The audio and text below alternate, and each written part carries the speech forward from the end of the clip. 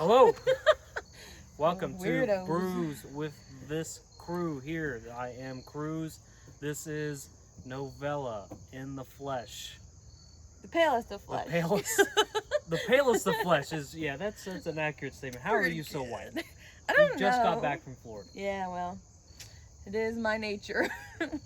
Don't you have Native American in you? I have a whole bunch of Native American, but it is lost to my Welsh, I think. Mostly the Welsh come through. Can't all be so tall. No. I know that's my Indian is the tall. That's what it is. And then when I'm not dyeing my hair, I have real long brownish black hair. So. But I kind of jack it up every now and then, dye it other colors. But we're not going to do Native American or Welsh. We're going to go Icelandic with it. I love Einstöck. I've had several of their beers before. They are 60-ish miles away from the Arctic Circle. I cannot really actually pronounce the name of this place. It says on the front, Akureyri, Iceland. Akureyri. I need to like really look up how to pronounce these. No, that's like totally different. That's like Japanese sounding. I need to really look up how to pronounce them, and I'm pretty sure I'm saying Einstöck right. I've been saying that for a while. Japanese.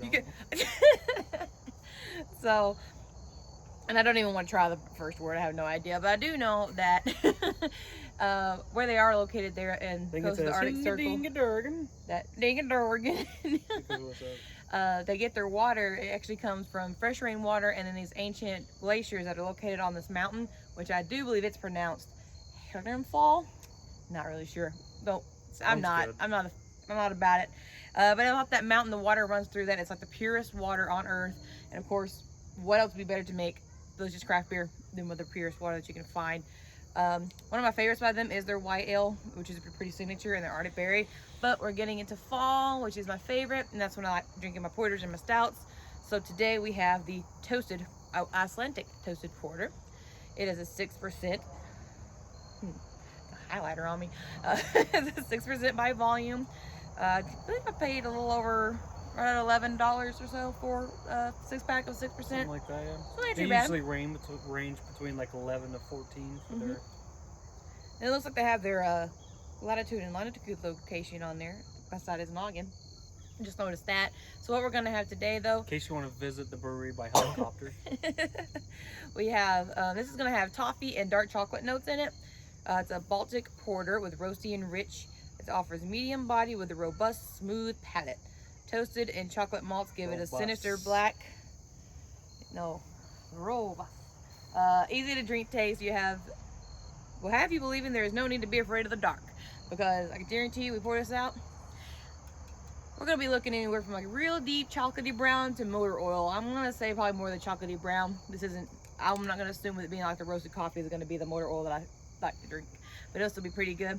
I'm not even gonna taste this yet. I'm gonna go ahead and tell you it's probably gonna be delicious with cheese. I guarantee you, you're gonna take a sip of this, you're gonna think, oh man, pair that with like old white Ireland cheddar. Oh my God. That's exactly what I was thinking. Is that what you're gonna go for? I'm telling you, just thinking about porters go really thinking good about with coffee and that porter, you immediately think cheese. So I bet when we take a taste, we're gonna think, yep, put that with some cheese. I bet. Quit yapping, pour them up. Let's get at it. Pour it up. What in the world? Like a highlighter or something on me. I don't know what I did. Drink it while you're making s'mores. Make for a good time.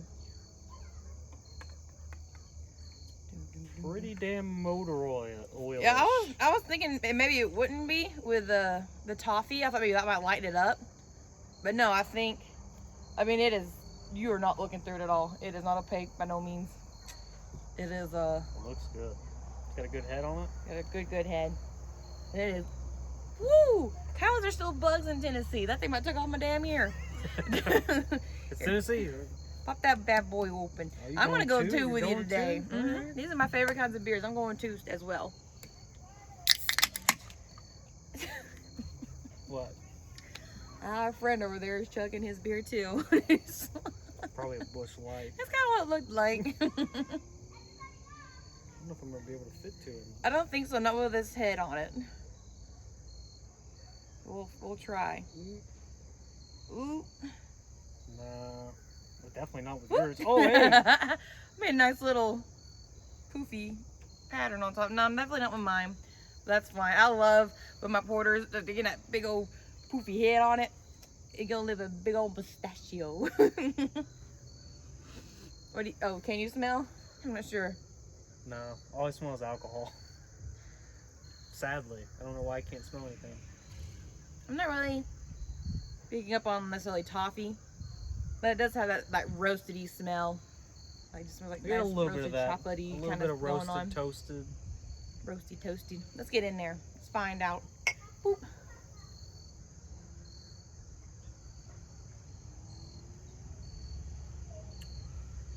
Oh, yes. Woo.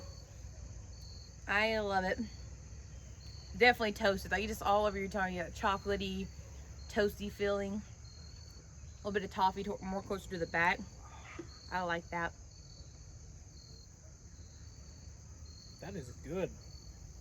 It's very really rich, but it's not like a chocolate cake rich where, oh, I can't handle it. It's just a perfect amount of.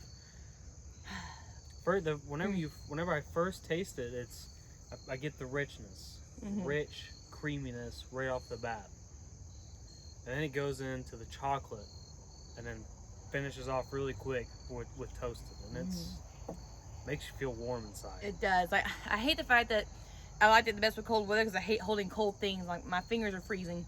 I'm anemic as hell. But if I have the little mittens on and you got me outside with a fire. Mug. Yeah, well, I know, but still, it's cold. I got to hang on both because I got some weak wrists, you know? Striking them wrists. Do some wrist curls. Not this way. This way. I get lots of practice. Oh, God. Definitely what I'll say, though, around a campfire. This, with making some s'mores, it pairs so good with that, I feel like. And again, cheese, a nice, like, rich cheddar, like a white cheddar. Trying to think, maybe even certain styles of goat cheese. Not necessarily something super sweet with, like, the different fruits and things, but maybe more of a bitter one. Kind of offset it with the sweetness. Yeah. I don't know. Yeah. I think it'd be really good. Or just, fuck it.